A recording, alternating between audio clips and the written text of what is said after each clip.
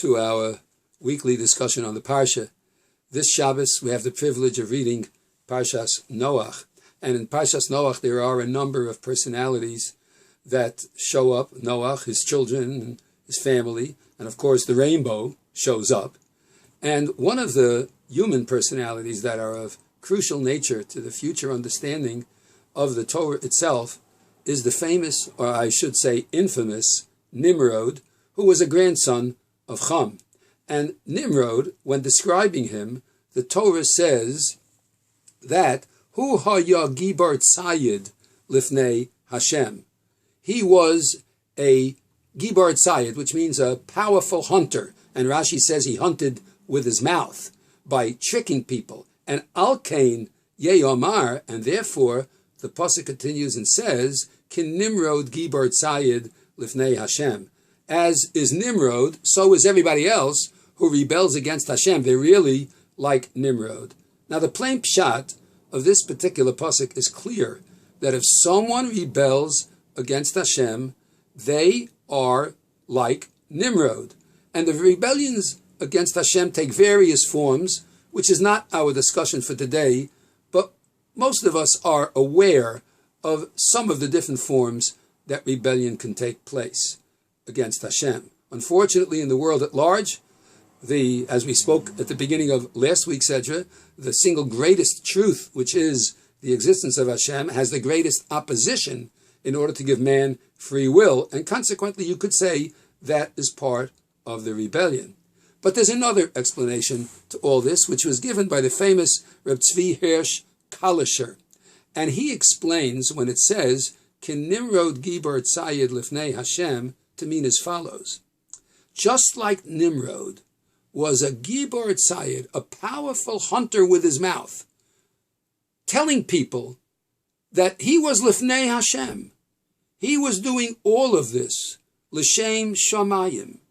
All the rebellion, all the back talk, all the backstabbing, all the things he was doing was for the simple reason of l'shem shamayim.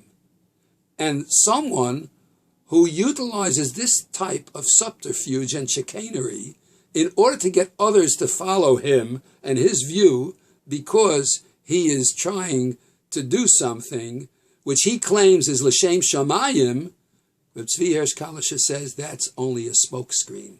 Really, it's clearly a rebellion against Hashem himself. And a perfect example of that is what's going on, unfortunately, in Eretz Israel today, where so many evil terrorists are attacking innocent men, women, and children just because, and only because, they are Jews. And how do they couch this holy war? Because we're doing things l'shem shamayim. We're doing it for Allah. We're doing it for God. When in truth, when you attack the people who were chosen by Hashem, the Am HaNivchar, the people who gave the world the Torah, who received the Torah, as our Chazal tell us, a rebellion and a harm against the Jewish people is really a rebellion and a harm. What you're trying to do is to really go against Hashem himself. It's couched in all these holy sermons and letters and ideals that the imams produce. But the truth of the matter is they're only using gibar tzayid to capture the minds of the young ones. Why don't they try themselves to go out? They get the young ones who are easily captured that it's doing it l'shem Hashem and so on. And therefore, we understand Ken Nimrod gibar tzayid lifnei Hashem. It's no more than an out-and-out rebellion. We, Klal Yisrael, have a deep faith and understanding that no matter what comes our way, they're not going to be victorious. In the long run, Klal Yisrael is going to win out. Interesting thing happened this week. I was talking to my daughter who lives in Eretz Israel, and she's an American, and she was talking to her next-door neighbor who's an Israeli, and she said to her, "This is terrible. I'm afraid to go out in the street." And the Israeli said, "Well, it happens every few years, once in a while. Not really to worry about. It will be taken care of. Hashem is watching over us." And she said, what a tremendous difference in attitude that can come up, even though in both cases we know that the rebellion was against Hashem, but it depends, I guess, on how you look at it. And of course, what happened today in the Tachaneh HaMerkazit, when a woman was stabbed, and so many people gathered round and they started singing Am Yisrael Chai, Od Avinu Chai. Buses, people broke out into instantaneous song, saying, we cannot be defeated. Klal Yisrael is not going to be defeated. We do not give up.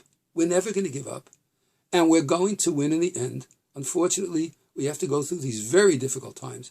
Hashem should bless the leadership of Klal Yisrael in all of its aspects, to choose the right path, to bring us back closer to Him, so that all this violence can stop, and the true face of Mashiach, which will clearly indicate of how correct Klal Yisrael has been all along, should come speedily in our time.